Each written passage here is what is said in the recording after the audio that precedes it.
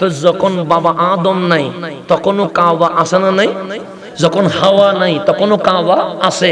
তো বাবা আদম জান্নাত থেকে আসছে, মা হাওয়া আসলো মক্কায়, বাবা আদম আসলেন এই বাংলাদেশ, ইন্ডিয়া, পাকিস্তান, ভুটান, নেপাল, শ্রীলঙ্কা, এগুলো সব মিলে এক দেশ ছিল। আমাদের এই দেশে জান্নাত থেকে বাবা আদম কদম রেখে দিয়েছে।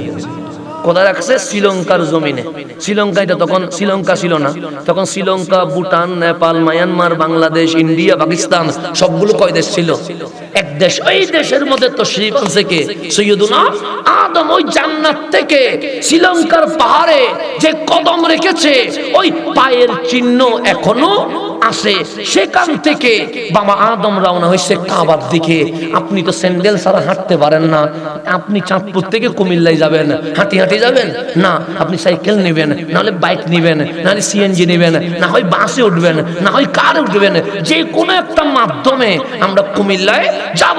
কিন্তু বাবা আদম শ্রীলঙ্কায় এসে বললেন, আমি সর্বপ্রথম বাইতুল্লাহ, খানায়ে কাবা, মক্কিওয়ালা কেবলায় যাব।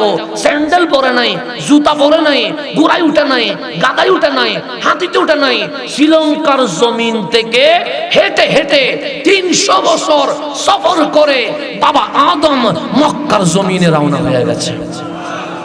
কয়শো বছর বললাম? শ্রীলঙ্কার জমিন থেকে কোথায় গেছে?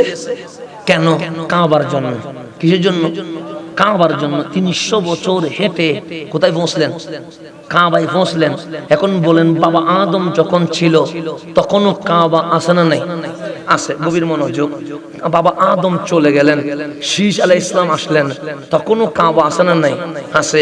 নূহ আলাইহিস সালাম আসলেন, নূহ আলাইহিস সালামের জীবনী পড়লে দেখবেন এই নূহ আলাইহিস সালাম খানায়ে কাবায় তাওয়াফ করতে, উমরা করতে আসছে। তাই নূহ আলাইহিস সালামের জামানায়ও কাবা আসে না নাই? এখন নূহ আলাইহিস সালামের জামানায় একটা বন্যা হইছে, এটাকে আপনারা জানেন? আলেমরা কি বলছে? বলছে নূহ আলাইহিস সালামের জামানায় কি হইছে? বন্যা হইছে। কারণ উনি যখন 960 বছর, কয়শো বছর? 960 বছর দাওয়াত দিয়া উম্মত খুঁজি পাই শুধু 40 জন। কয়জন? কয় বছর?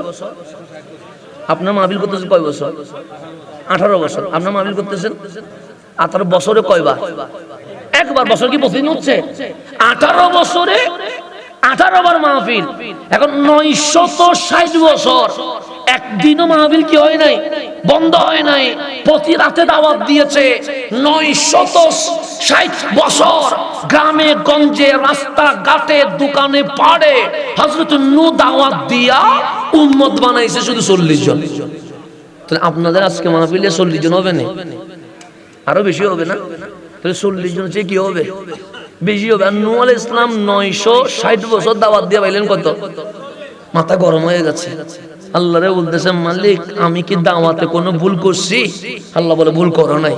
তাহলে ভুল যদি না করি, আমি এত বছর দাওয়াত দিয়া পাইলাম কয়জন?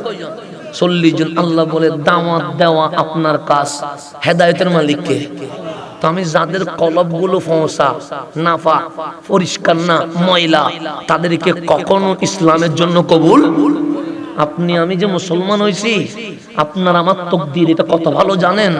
আজকে সোনার বাংলাদেশ সহ সমগ্র বিশ্বে 800 কোটির উপরে মানুষ আছে, নাই? কয়শো কোটি? 200 কোটিরও কম বেশি মুসলমান। কয়শো কোটি? তাহলে বাকি 600 কোটিরও বেশি মুসলিম না অমুসলিম? অমুসলিম। তাহলে মুসলমান বেশি না অমুসলিম বেশি? অমুসলিম বেশি। 600 কোটিরও বেশি অমুসলিম, হোক ইহুদি, হোক খ্রিস্টান, হোক হিন্দু, হোক নাস্তিক, হোক বৌদ্ধ, কিন্তু অমুসলিম তো। অমুসলিমতে কোনো সন্দেহ আছে? 600 কোটিরও বেশি অমুসলিম, 200 কোটিরও কম বেশি মুসলমান। এই কম সংখ্যার মাঝে আল্লাহ আমাদেরকে মুসলমান হিসেবে কবুল করেছে।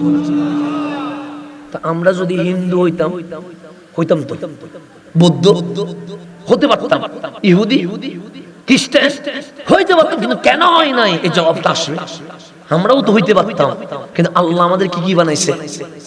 শুধু মুসলমান বানায় নাই, আল্লাহ মুসলমান বানায়া আল্লাহর পক্ষে, নবীর পক্ষে থাকার মতো করে আমার মাওলা আমাদেরকে কবুল করে নিয়েছে।